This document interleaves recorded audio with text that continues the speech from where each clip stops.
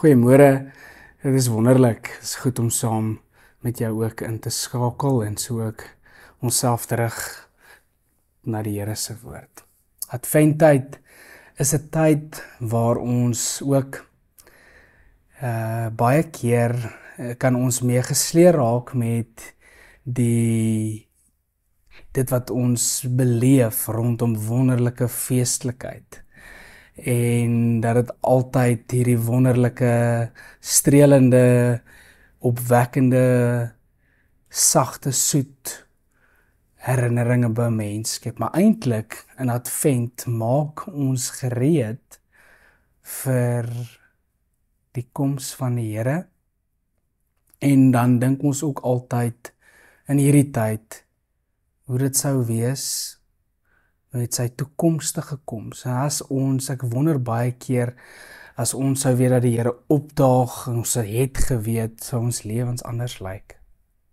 Maar dat daar 'n dringendheid is om waaksaam te wees, gereed te wees, as mense te wees, wat amper hierdie liggies, en dit wat rondom hierdie goed, sal ek sê, kunsmatig, 'n seisoen wat kunsmatig met liggies en met mooi musiek aan mekaar gesit word, dat dit amper die geur is, die lig en die atmosfeer wat gelowiges met hulle lewe skep, maar dit vra partykeer vir ons diep binnewerk. Jy is nie net sommer 'n lig nie.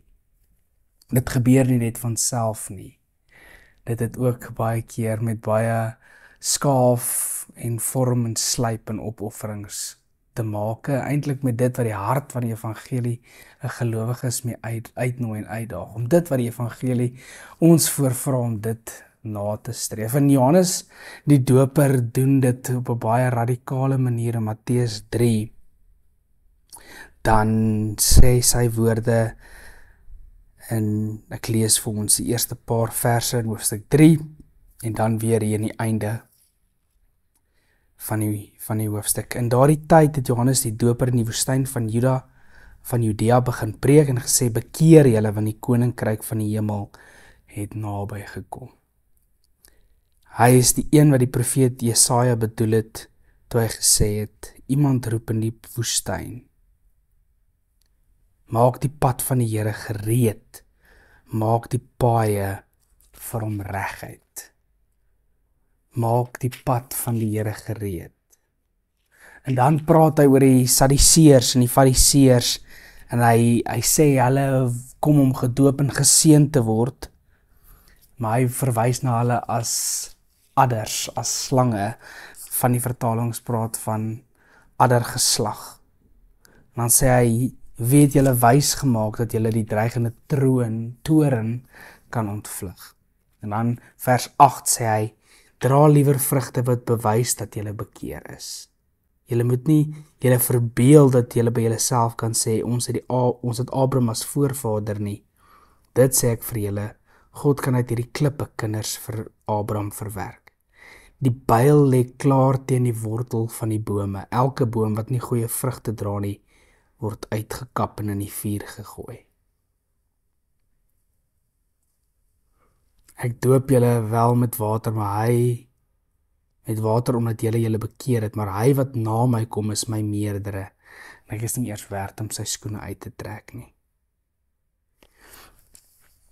Amper hierdie oordeelsboodskap, 'n sterk boodskap, wat hy hierso sê, julle is eintlik, julle kom om julle doen hierdie, om gedoop te word, om geseën te word, maar julle is eintlik so ver daarvan af. Dan hierdie oproep, die byl lê reeds teen die boom. En bome wat nie vrugte dra nie, word uitgekap. Baie sterk beeld, 'n baie radikale beeld.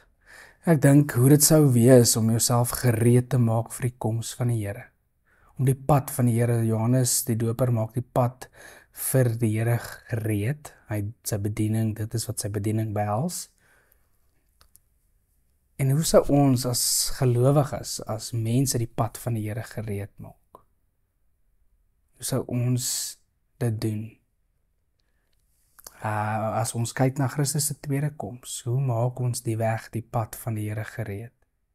En ons doen dit as ons terugkyk na ons tema van vrede, om mense te wees wat die hart van die evangelie verstaan, deur liefde en vrede vir mense.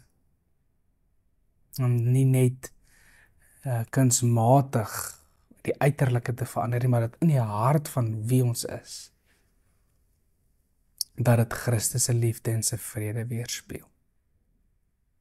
En daardeur maak ons hierdie pad vir hom gereed.